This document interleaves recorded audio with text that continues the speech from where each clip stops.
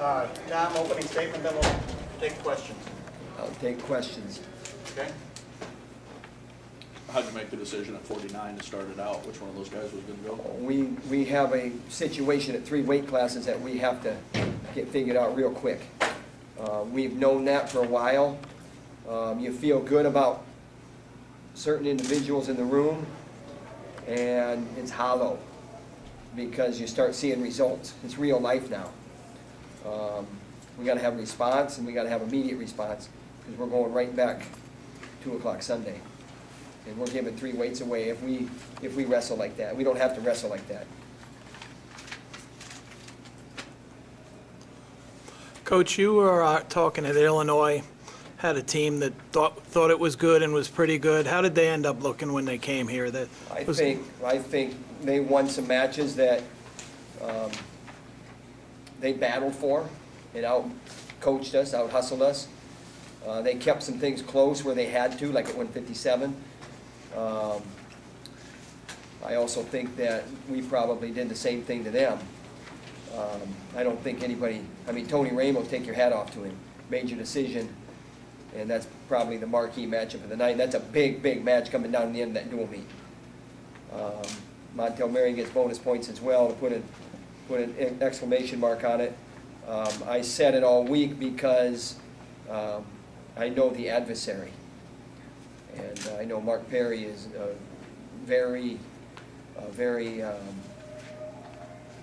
he wants to shove it up our rear, put it that way. And it's a healthy thing. It's not a negative thing by any stretch of the imagination. He takes a challenge head on. I've coached him. I know what's in that noggin of his. And so we got to be able to move forward, and we don't have to wrestle that way where we're watching guys do whatever they want to us and slowing those matches down and taking points away from us at the end of periods and doing silly things that just give points away. And that happened in the 3 weights that I'm talking about, and it also happened in our veteran at 125. We gave points away. We gave the guy 8 points as far as I'm concerned. Guy staring us down in the middle of the mat, I'm all about that. But answer the bell, answer the call. And I'm not faulting McDonough from a effort point of view or anything like that, but when you're served notice like that, something in the little thing in the back of your head has to like tingle, and there has to be an urgency. Right now, there has to be a response. And we gave that reversal up at the end of the second period, and that inflated them. That inflated the coaching staff, that inflated Delgado. And he beat us. He beat us. That hurts. That hurts. I'm trying to recall that, was it 6-4? Was it 5-5? No, was it 6-4? Oh, matches? 4 matches? Yeah. Yeah. I mean, 7-3, you know, and you're not feeling good, but, you know, now you're down to, you know, taking care of St. John, taking care of, you know, Montel Mary's got to put points on the board sooner. You know, you're dealing with things and there's a positive that you're going to build on it. And right now, I mean, we can't let guys circle on the perimeter and dart in on our ankles. I mean, for crying out loud, we're going to see that style at Oklahoma State. We're going to see it. We're going to see it. And Rupp beat Morrison. And I'm looking way ahead, but I'll tell you what, I mean, it's coming. It's coming. Can you elaborate on Ramos' razor sharp looked like in all 3 positions?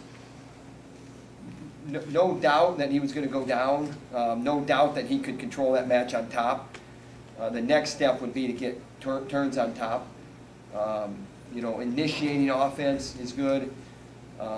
So, you know, you can answer that question how you asked it, and that is he was razor sharp. I don't really know what to say.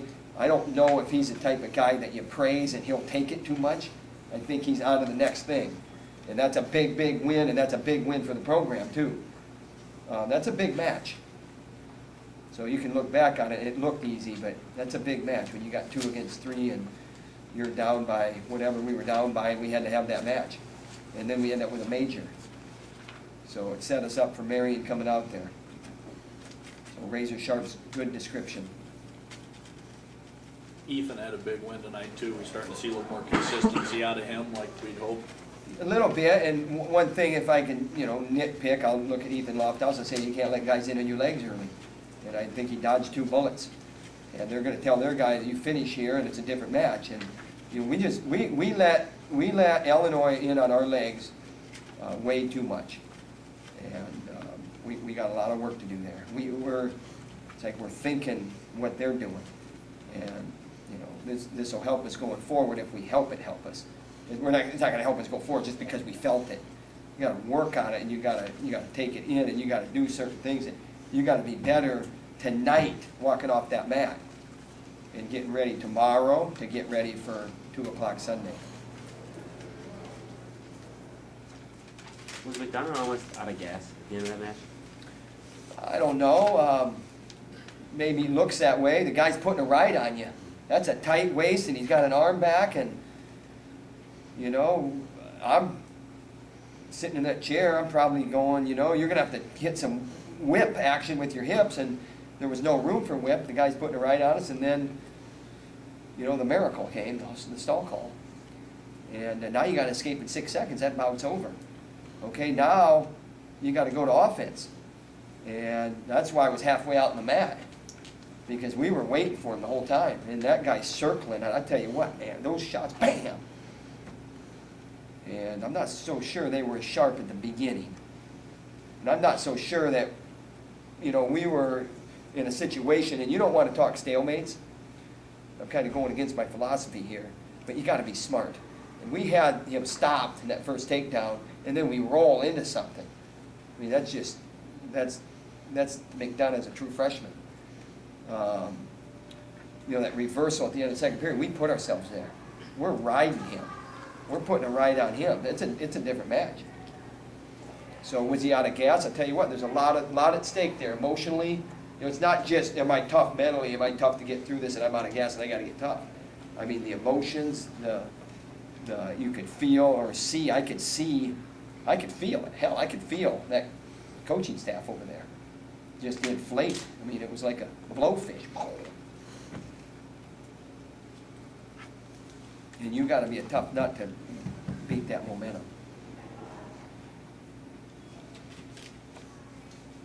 How would you grade it as a team effort? Tell you what, finals are right around the corner, and I'll tell you what, for midterm or mid-semester, it's a D-. And that's because we got a lot of firepower. And that could be, that's brands being brands. And you know what, all you people out there that think that's brands being brands, I'll tell you something. It's not brands being brands, because I know what this team has for firepower.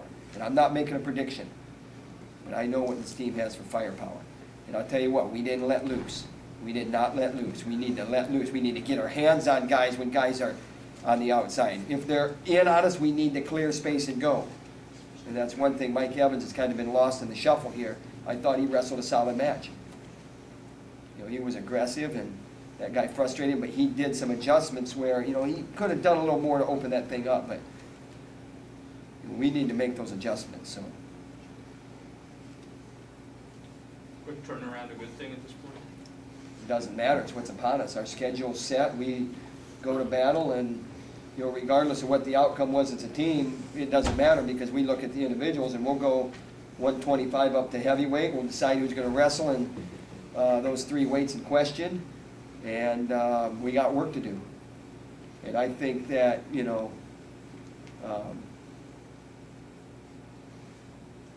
I have an imagination as a competitor, and I just hope our guys that don't feel good about that, even the guys that got their hand raised, they need to,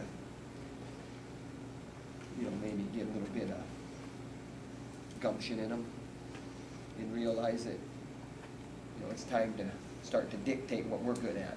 Let's dictate what we're good at.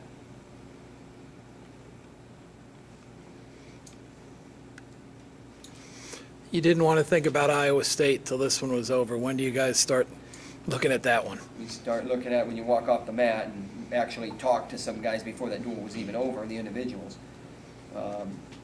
So we're on to it, and that's how you compete. But there's some things, like I said. I mean, we got to communicate as coaches, and they got to make adjustments as athletes, and away we go. we look vulnerable. That's good news to a lot of people out there that are trying to take something away. And we're the #1 team in America, but I tell you what, it's jammed in there. I mean, you got Cornell, they whip Minnesota, and Minnesota goes and they whip Penn State, and Penn State rebounds. They're known to rebound. I mean, so you got Penn State, Minnesota, Cornell, you got Oklahoma State, you got Iowa, you got Michigan, you got Illinois. Now we got Ames. They like the matchups. That's some things that I've been hearing. So, I like bulletproof. I don't like vulnerable.